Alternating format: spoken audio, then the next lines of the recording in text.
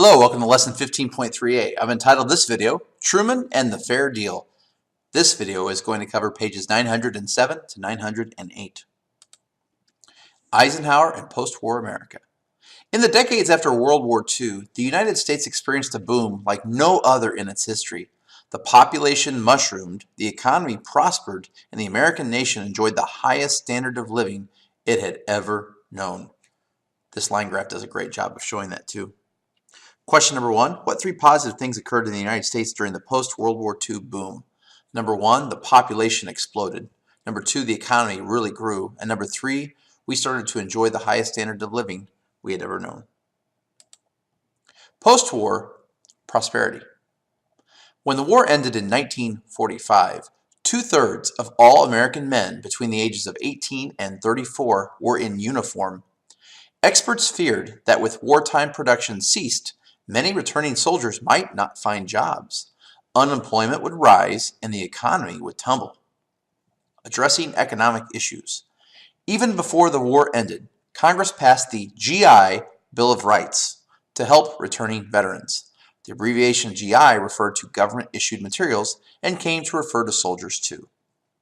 The GI Bill of Rights authorized billions of dollars to help veterans set up farms and businesses. Many GIs received loans to pay for college or a new home. The law also provided a full year of unemployment benefits for veterans who could not find work. Question number 2.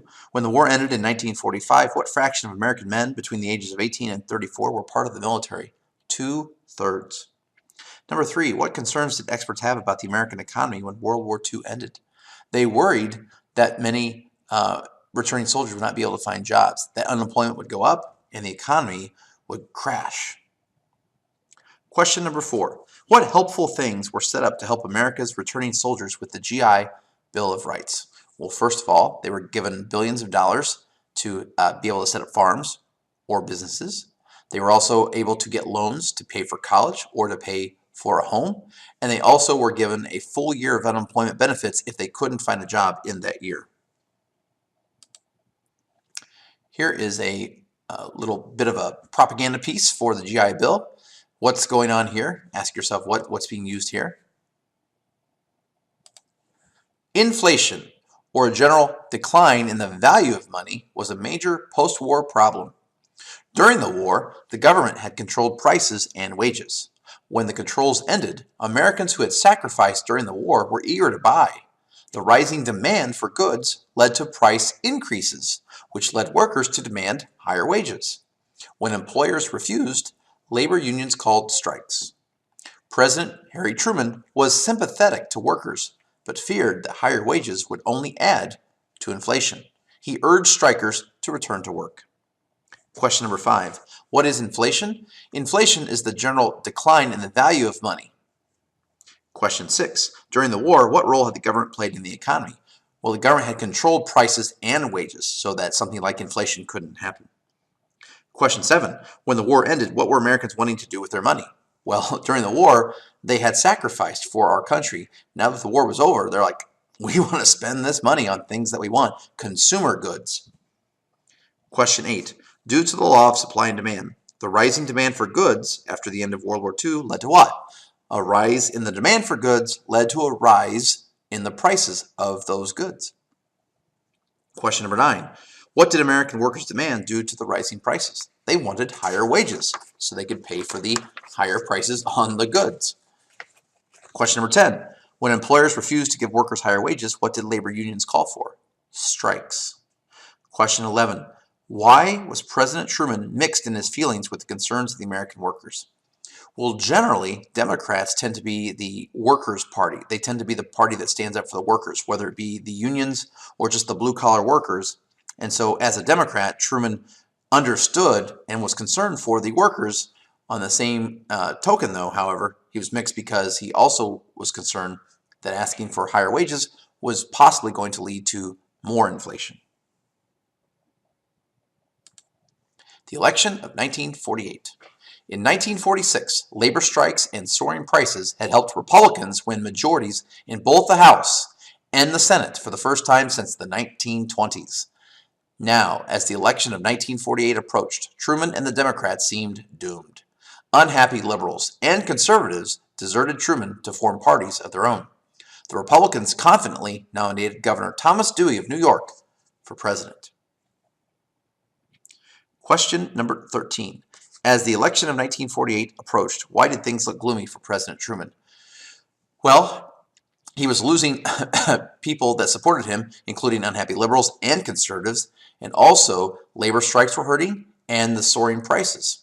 And so he had lost the House of Representatives and the Senate to the Republicans. So things did not look good for President Truman.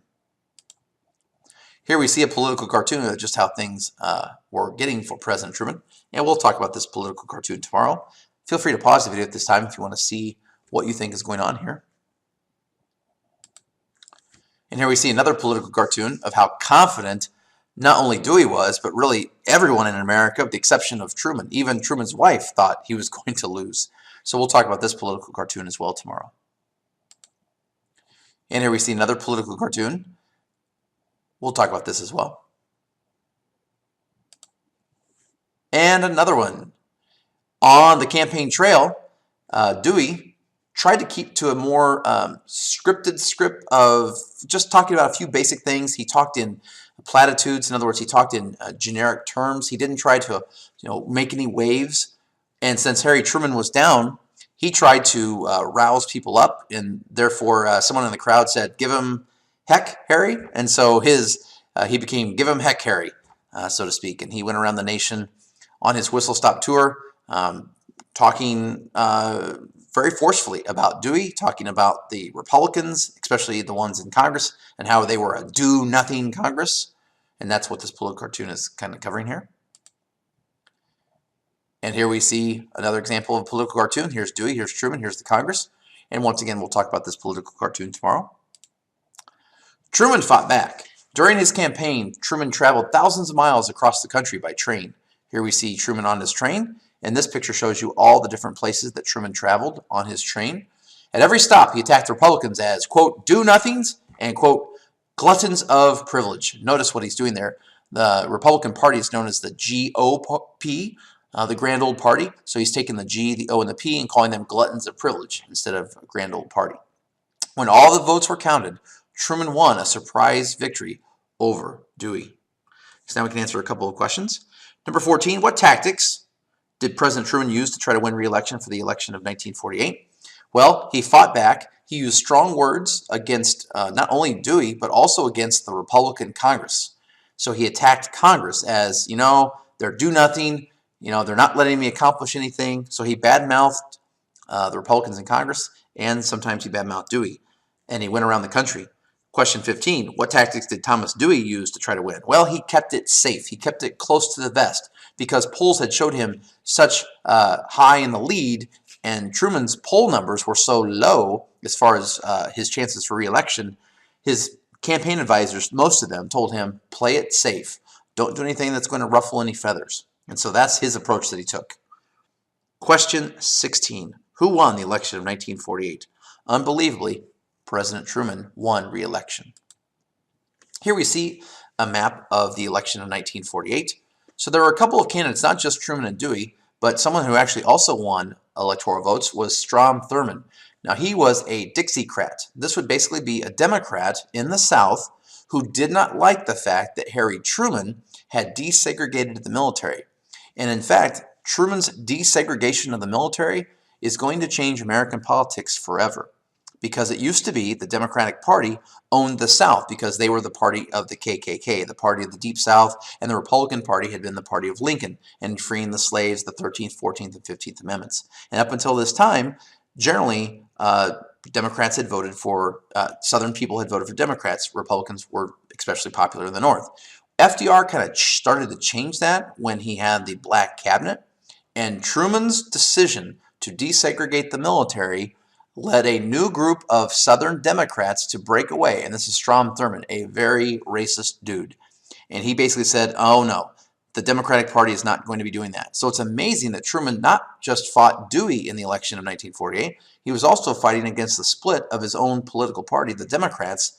And as you can see, Strom Thurmond was only able to win deep southern states that were those KKK Confederate types of states of the 1800s.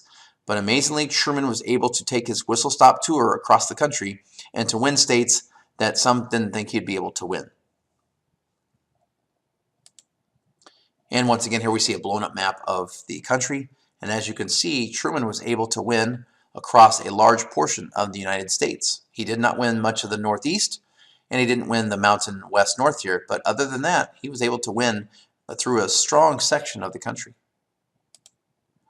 Now, I like this map too. This actually shows it by county. I think this is really neat to see by county, because what this shows you is a lot of counties are red, but then you can see the counties that are blue. Clearly, this map is not the same as it would look today, especially states like Texas would be mostly red today, and then California would be mostly blue. Here we see, this is one of Truman's favorite pictures, and definitely this is the one that is iconic of this surprise election. The Chicago Daily Tribune, like everybody else at the time, with the exception of Truman thought that Dewey was going to win the election. So they had already pre-printed the newspapers ahead of time, and so Truman loved showing this copy of the newspaper. Ha ha, I proved all of you wrong, even my wife. Question 17. How did pollsters and the experts get it so wrong? Well, polls can be wrong, and we've seen that whether it be modern elections like President Trump's or other times, polling can be off because you're not getting everyone in a poll. You might ask the wrong question, you might ask the wrong people, and in this case, even some polls stopped polling a couple weeks before the election because they thought it was pretty much over. So that's how the pollsters and experts got it wrong. They did not take into account Truman's nonstop efforts, and his poll numbers were going up, but for some polls, they stopped polling a couple weeks before the election stopped. The fair deal. During his presidency, Truman proposed a new round of reforms he called the fair deal. He wanted to extend the liberal policies of his predecessor, Franklin D. Roosevelt. In Congress, the fair deal faced heavy opposition from conservative Democrats and Republicans. Only a few of the proposals passed: a higher minimum wage, expanded Social Security benefits, and loans for buying low-cost houses. Congress rejected most of Truman's reforms, including a bold plan to provide government-financed health insurance. And that's certainly a battle we've been fighting a long time in this country since then, is how do we pay for the ever-expensive cost of health insurance? Question number 18. What was President Truman's fair deal? It was his extension of the New Deal that President Roosevelt had laid out with a couple of new wrinkles, and he wanted to see a higher minimum wage. He wanted to see expanded Social Security benefits. He wanted to see loans for buying low-cost houses, and he wanted to see government-financed health insurance. Question 19. What parts of the fair deal was President Truman able to accomplish? He did get his minimum wage, expanded Social Security benefits, and loans for buying low-cost houses. Question 20. Why was President Truman unable to get many parts of his fair deal accomplished? Well, in Congress, the Republicans said no to these programs. They did not like this extension, this growth of government. And you also had some conservative Democrats that bucked President Truman on this as well. So he faced a lot of anti-Truman ideas in the Congress. He faced a lot of resistance in the Congress. And here we see a criticism of President Truman, and we'll talk about this political cartoon as well. Feel free to pause the video if you want to take a closer look. Notice fair deal. You never had it so good. Notice what this is. Notice this, and we'll talk about that tomorrow. Well, thank you very much for watching. Before we go, I do have a Harry Truman joke. Why did President Truman decide to drop 2 atomic bombs on Japan? The answer?